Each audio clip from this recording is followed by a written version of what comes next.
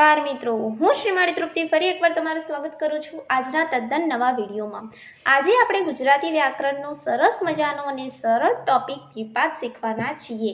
આજના આ વિડીયોમાં આપણે નિપાતનો અર્થ, તેનું અન્ય નામ, તેના પ્રકાર અને તેના ઢગલું ઉદાહરણ જોઈશું। અને આ ઉપરાંત આ વિડીયોના અંતે આપણે એક સરસ મજાનો ટેસ્ટ રાખેલો છે, જેથી તમને ખ્યાલ આવી જશે કે તમને વિડીયો જોઈને કેટલું આવડ્યું। તો ચાલો ફટાફટથી વિડીયો શરૂ કરીએ અને જોઈએ નિપાતનો અર્થ। નિપાત એટલે નીચે પડવું તે, પતનની પ્રક્રિયા વિનાશ કે મૃત્યુ। તો નિપાત એટલે શું થાય? તો નિપાત એટલે નીચે પડવું તે, પતનની પ્રક્રિયા વિનાશ અથવા મૃત્યુ। ફરી એકવાર નિપાતનો અર્થ કદાચ પૂછાઈ જાય તો નિપાત એટલે નીચે પડવું તે, પતનની પ્રક્રિયા વિનાશ કે મૃત્યુ। એનું અન્ય નામ, નિપાતનું અન્ય નામ શું છે? અવ્યય। નિપાતનું અન્ય નામ છે અવ્યય। નિપાતનું અન્ય નામ અવ્યય। નિપાત એટલે નીચે પડવું તે, પતનની પ્રક્રિયા વિનાશ કે મૃત્યુ। તો હવે આપણે જોઈશું નિપાતના પ્રકાર। ફરી એકવાર નિપાતનું અન્ય નામ અવ્યય છે। ચાલો જોઈએ નિપાતના પ્રકાર।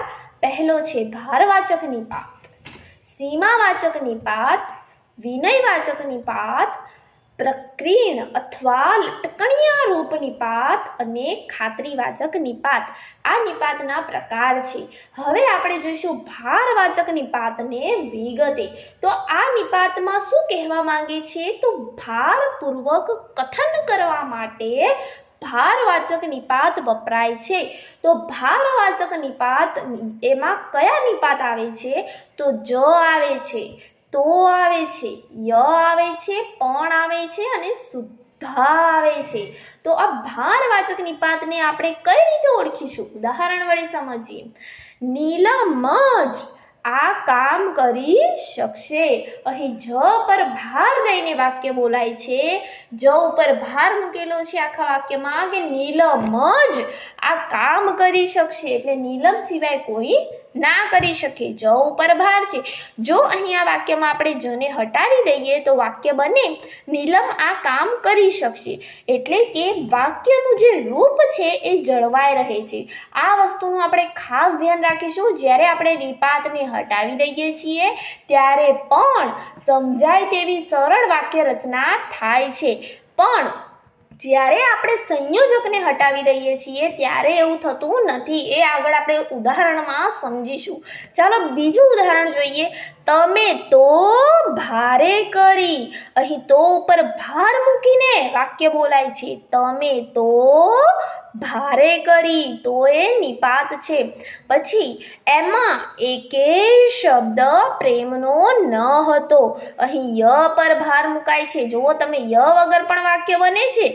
એમાં એકેય શબ્દ પ્રેમનો ન હતો, પરંતુ ભાર મૂકવા આપણે ય વાપરીએ છીએ। એમાં એકેય શબ્દ પ્રેમનો ન હતો। બીજું ઉદાહરણ જોઈએ। વિવાહમાં તમારે પણ આવવું પડશે, અહીં પણ પર ભાર દઈને વાક્ય બને છે। વિવાહમાં તમારે પણ આવવું પડશે। પછીનું જોઈએ। ભણેલા શુદ્ધા આવી ભૂલ કરે, ભણેલા શુદ્ધા આવી ભૂલ કરે, તો અહીં શુદ્ધા પર ભાર મુકાય છે, જે ભારવાચક નિપાત છે। ભણેલા શુદ્ધા આવી ભૂલ કરે, આવો અહીં શુદ્ધા જે છે એ ભારવાચક નિપાત બને છે। ચાલો બીજું જોઈએ, સીમાવાચક નિપાત। નિપાતનો બીજો પ્રકાર સીમાવાચક નિપાત। એમાં શું દર્શાવાય? તો સીમા, મર્યાદા દર્શાવવા માટે સીમાવાચક નિપાત વપરાય છે। નિપાત કયા કયા છે? ફક્ત, તદ્દન, સાવ, માત્ર, કેવળ અને છેક। આ તમે ઉદાહરણ જોશો એટલે ખબર પડી જશે કે કેમ આને સીમાવાચક નિપાત કહેવાય છે। કારણ કે જે એના નિપાત છે એ વાક્યની સીમાએ આવેલા હોય છે। જેમ કે ફક્ત 5 મિનિટમાં આવી જાઓ, અહીં ફક્ત એ સીમાવાચક નિપાત છે। ફક્ત 5 મિનિટમાં આવી જાઓ। બીજું ઉદાહરણ, તદ્દન નજીવી બાબતમાં બંને ઝઘડી પડ્યા. તો અહીં તદ્દન એ નિપાત છે. કેવો નિપાત છે? સીમાવાચક નિપાત છે. તદ્દન નજીવી બાબતમાં બંને ઝઘડી પડ્યા. તદ્દનને કાઢી દઈએ તો પણ વાક્યનો અર્થ જળવાઈ રહે છે. નજીવી બાબતમાં બંને ઝઘડી પડ્યા આપણો સીમાવાચક નિપાત છે તદ્દન. બીજું જોઈએ, સાવ નાની વાતમાં કાનો રીસાઈ ગયો. તો અહીં સાવ એ નિપાત છે. એના પછીનું ઉદાહરણ, માત્ર 10 રૂપિયાની નોટ ખોવાઈ હતી. અહીં માત્ર એ નિપાત છે. કેવળ તમે સાચા, બાકી બધા ખોટા. તો અહીં કેવળ એ આપણો નિપાત છે. કેવળ તમે સાચા, બાકી બધા ખોટા. કેવળ એ સીમાવાચક નિપાત છે.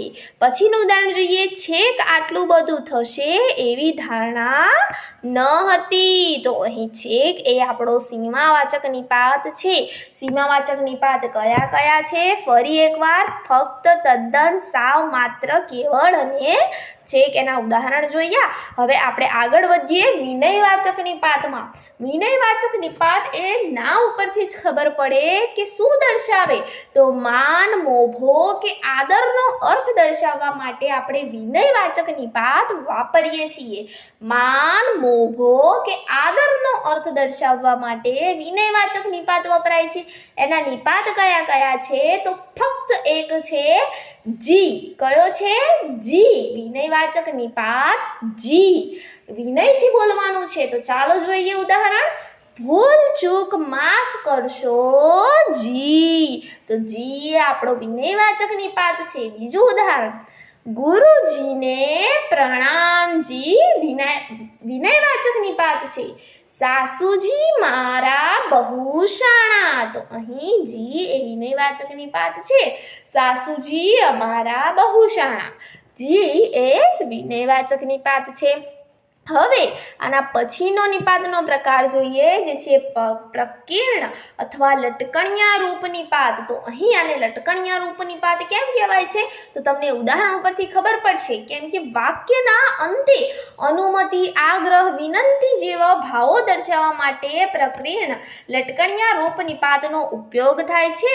વાક્યના અંતે આવતો હોવાથી તેને લટકણિયા રૂપ નિપાત કહે છે. ક્યાં આવે? વાક્યના અંતે. તો નિપાત કયા કયા છે? તો, ને અને કે. ચાલો ઉદાહરણ વડે સમજીએ. મને તેમનું સરનામું લખાવો તો અહીં તો એ આપણો લટકણિયા રૂપ નિપાત છે. આપણે એમ તો કહી શકીએ ને, મને તેમનું સરનામું લખાવો, પરંતુ આપણે તો ને વધારાનો વાપર્યો. તો મને તેમનું સરનામું લખાવો તો અહીં એ આપણો લટકણિયા રૂપ નિપાત છે. પછીનું જોઈએ, સાહેબ મારા લગ્નમાં આવશો ને. તો ને આપણો લટકણિયા રૂપ પ્રકીર્ણ નિપાત છે. મને તમારી પેન આપશો કે. તો અહીં કે એ આપણો પ્રકીર્ણ લટકણિયા રૂપ નિપાત છે. તો ચાલો હવે જોઈએ આપણો નિપાતનો છેલ્લો પ્રકાર, જે છે ખાતરીવાચક નિપાત. ખાતરી દર્શાવતો હોય એવો નિપાત એટલે ખાતરીવાચક નિપાત. તો અહીં ખાતરી જેવા ભાવો દર્શાવવા માટે ખાતરીવાચક નિપાત વપરાય છે. તો કેવા નિપાત? તો ખરું, ખરો, ખરી. ઉદાહરણ જોઈશું એટલે વધુ ખબર પડશે. ખાતરી દર્શાવવાની છે. એમનો ભરોસો કરાય ખરો. ખાતરી દર્શાવીએ છીએ. એમનો ભરોસો કરાય ખરો. તો અહીં ખરો એ આપણો ખાતરીવાચક નિપાત છે.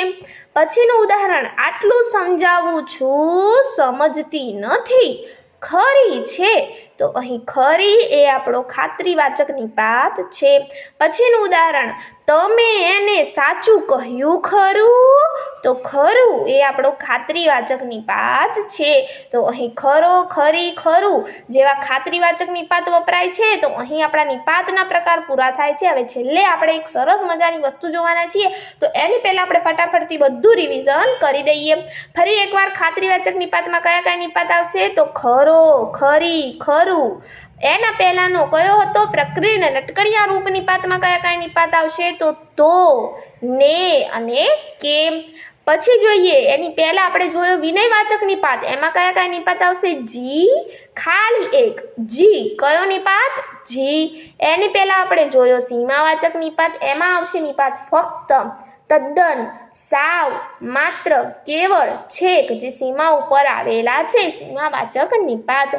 એની પહેલા આપણે જોયો ભારવાચક નિપાત, એમાં નિપાત આવતા હતા જ, તો, ય, પણ અને સુદ્ધા. તો આ પ્રકારે આપણે બધા જ જે અગત્યના નિપાત છે એ બધા જ જોઈ લીધા છે, એના બધા પ્રકાર જોઈ લીધા છે. હવે આપણે યાદ રાખવા જેવી બાબત છે કે આપણને ખબર કઈ રીતે પડશે કે વાક્યમાં જે તે શબ્દ છે એ નિપાત છે કે સંયોજક છે.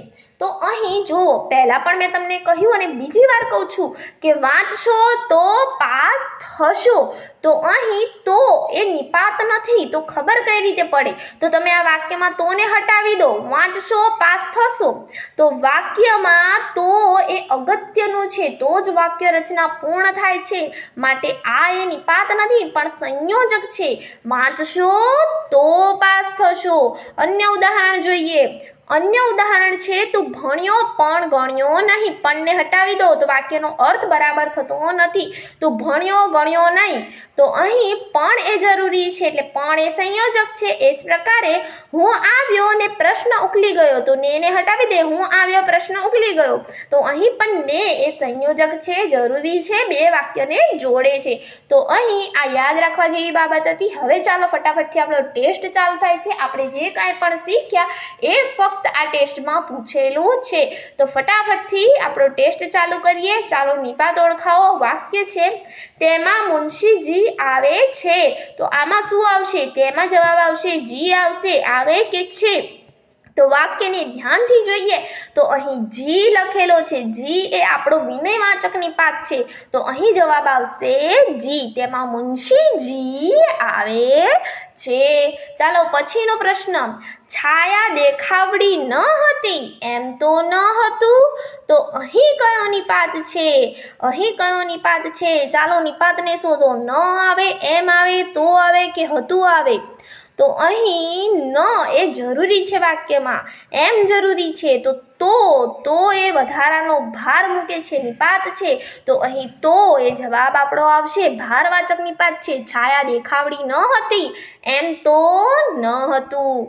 પછીનો પ્રશ્ન. ફળિયું એટલે લગભગ બધું જ. તો અહીં કયો નિપાત આવશે? અહીં નિપાત આવશે જ. ઓપ્શન ડી આપણો સાચો જવાબ છે. પછીનો પ્રશ્ન. ભૂલ ચૂક માફ કરશો જી. ફરીવાર એનો એ નિપાત આવ્યો. આનો જવાબ તમારે મને આપવાનો છે. તો આનો જવાબ શું આવશે? ભૂલ ચૂક માફ જી કે કરશો? તો આનો જવાબ આવશે ફરી એકવાર વિનયવાચક નિપાત જી. ભૂલ ચૂક માફ કરશો જી. જી આપણો વિનયવાચક નિપાત છે. પછીનો પ્રશ્ન. તેણે મને બોલાવ્યો સુદ્ધા નહીં. તો અહીં કયો નિપાત આવશે? અહીં ફરી એકવાર ભાર દઈને બોલાય છે. તેમણે મને બોલાવ્યો સુદ્ધા નહીં. તો કયો નિપાત છે? સુદ્ધા. ડી આપણો સાચો જવાબ આવશે. પછીનો પ્રશ્ન. દાદાજી મને માત્ર 15 રૂપિયા આપો. તો અહીં મને આવશે જી આવશે, માત્ર આવશે કે બી અને અહીં ભૂલ થઈ ગઈ છે, બી અને સી બંને એવું ઓપ્શન ડીમાં લખાશે. તો કયો જવાબ આવશે? તો જી અને માત્ર બંને નિપાત છે, બે નિપાત છે, એટલે જવાબ આવશે બી અને સી બંને. પછીનો પ્રશ્ન. હવે એક જ ઉપાય છે. તો અહીં કયો નિપાત આવશે? અહીં નિપાત આવશે જ. હવે એક જ ઉપાય છે. જ પર ભાર દઈને બોલાય છે. નિપાત આવશે ઓપ્શન સી જ. તો મિત્રો અહીં આપણો આ વિડીયો પૂર્ણ થાય છે. હું આશા રાખું છું કે તમને આજનો આ વિડીયો ગમ્યો હશે. જો વિડીયો ગમ્યો હોય તો વિડીયોને લાઇક કરો, તમારા મિત્રો સાથે શેર કરો અને આવા જ નવા વિડીયો જોવા માટે અમારી ચેનલને સબસ્ક્રાઇબ કરવાનું ના ભૂલતા. Thank you friends. Keep watching, keep learning.